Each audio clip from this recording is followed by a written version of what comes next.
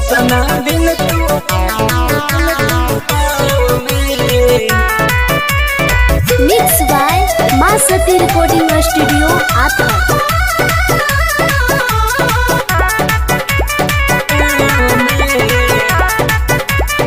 हर कतना दिन तू रहबू अपन गाँव में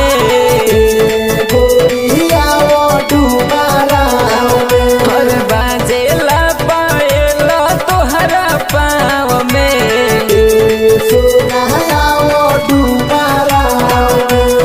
आवा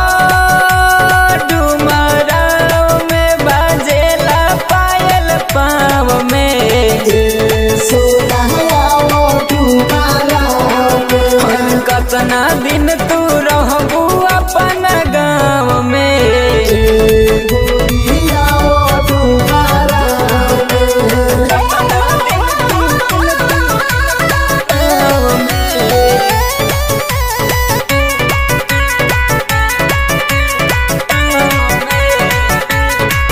हर बचपन के प्यार हो रहीला हम पागल तोहरे फेरा में रही दिनों राती लागल हर बचपन के प्यार हो रहीला हम पागल तोहरे फेरा में रही दिनों राती लागल अरे रखी हो ओढ़निया के छाव में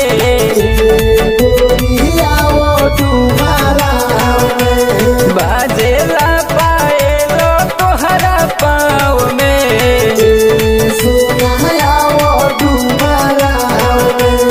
अपना दिल तू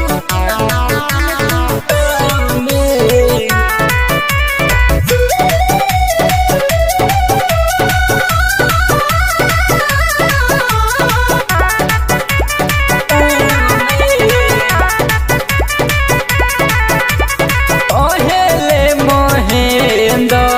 प्रेमी परदीप हो साथा वाले आइली है जे संदीप हो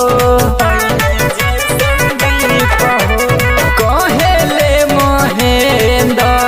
प्रेमी परदीप हो